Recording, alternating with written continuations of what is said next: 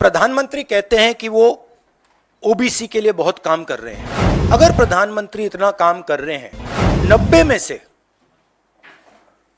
90 लोगों में से सिर्फ 3 लोग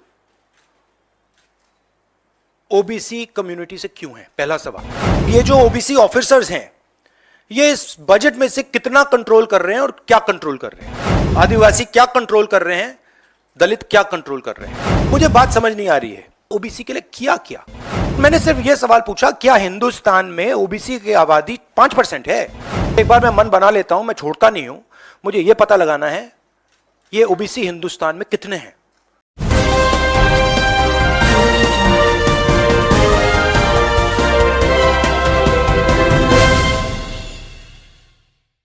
कुछ दिन पहले पार्लियामेंट का स्पेशल सेशन अनाउंस हुआ और काफ़ी फैनफेयर से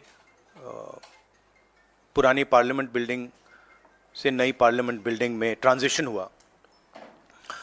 वो अच्छी बात है।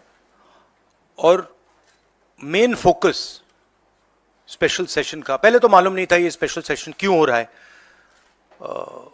स्पेक्यूलेशन काफ़ी हुआ और फिर पता लगा कि इसका मेन फोकस महिला आरक्षण है।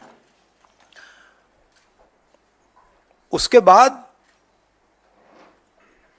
महिला आरक्षण तो बड़ी अच्छी चीज है, उसके बाद ये 2 क्लॉजेज, इसमें 2 फुटनोट्स हमें मिले।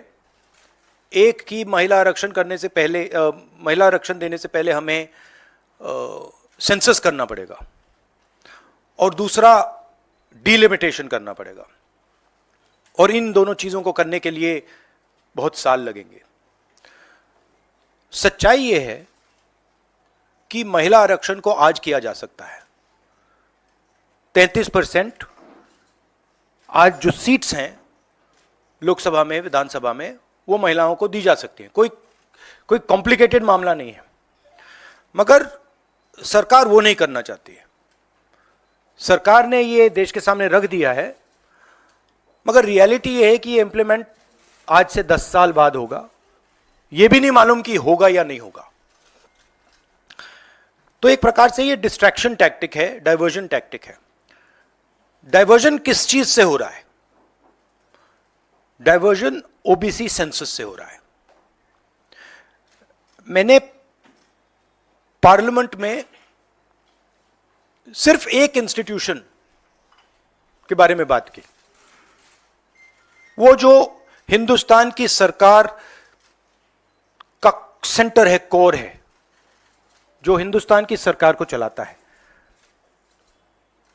Cabinet secretary and secretaries. और उसमें मैंने एक छोटा सा सवाल पूछा। प्रधानमंत्री कहते हैं कि वो ओबीसी के लिए बहुत काम कर रहे हैं। अगर प्रधानमंत्री इतना काम कर रहे हैं तो 90 लोगों में से सिर्फ 3 लोग ओबीसी कम्युनिटी से क्यों हैं? पहला सवाल।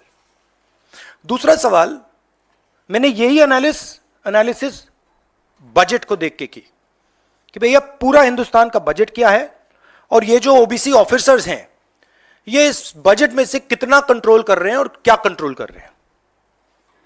आदिवासी क्या कंट्रोल कर रहे हैं? दलित क्या कंट्रोल कर रहे हैं? ओबीसी हिंदुस्तान के 5% बजट को कंट्रोल कर रहा है, ओबीसी ऑफिसर्स। तो मुझे बात समझ नहीं आ रही है। प्रधानमंत्री हर रोज ओबीसी की बात करते हैं, ओबीसी प्राइड की बात करते हैं, मगर ओबीसी के लिए क्या? अब जब मैंने ये बात बोली, उनका रिस्पॉन्स बड़ा इंटरेस्टिंग है। वो कहते हैं कि लोकसभा में हमारा रिप्रेजेंटेशन है। लोकसभा में रिप्रेजेंटेशन का क्या लेना देना है?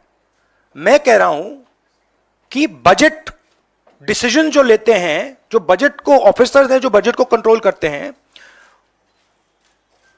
5% ओबीसी निर्णय ले रहे हैं।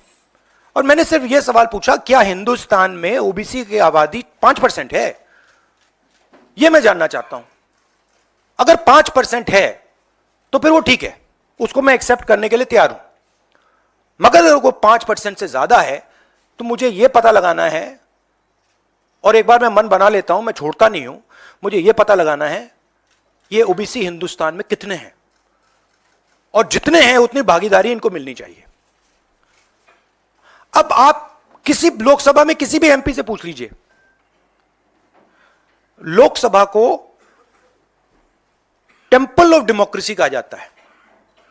आप किसी भी बीजेपी के एमपी से पूछ लीजिए कि वो कोई डिसीजन लेता है, कोई कानून बनाता है, कोई कानून बनाने में भाग लेता है, किसी से भी पूछ लीजिए, बिल्कुल नहीं। ना कांग्रेस का एमपी इस लोकसभा में, ना बीजेपी का एमपी, ना कोई और इंडिया का एमपी कोई डिसीजन लेता है। मतलब एमपीज को जैसे मंदिर में मूर्ति होती है वैसे मूर्तियां बना रखी हैं, और ओबीसी की वहां पे मूर्तियां भर रखी हैं, मगर पावर बिल्कुल नहीं है, देश को चलाने में कोई भागीदारी नहीं है।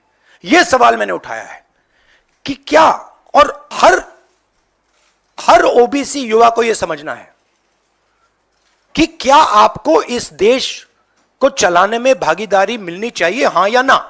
अगर मिलनी चाहिए तो क्या आपकी आबादी 5% है, हां या ना, यह सवाल है। और डिस्ट्रैक्शन इस बात से हो रहा है, बीजेपी को ये जो 2 पॉइंट्स हैं, महिला आरक्षण वाले, डिलिमिटेशन और सेंसस, इनको हटा देना चाहिए और एकदम महिलाओं को जो इज्जत मिलनी चाहिए, जो रिस्पेक्ट मिलनी चाहिए, जो भागीदारी होनी चाहिए, उनको एकदम वो कर दें।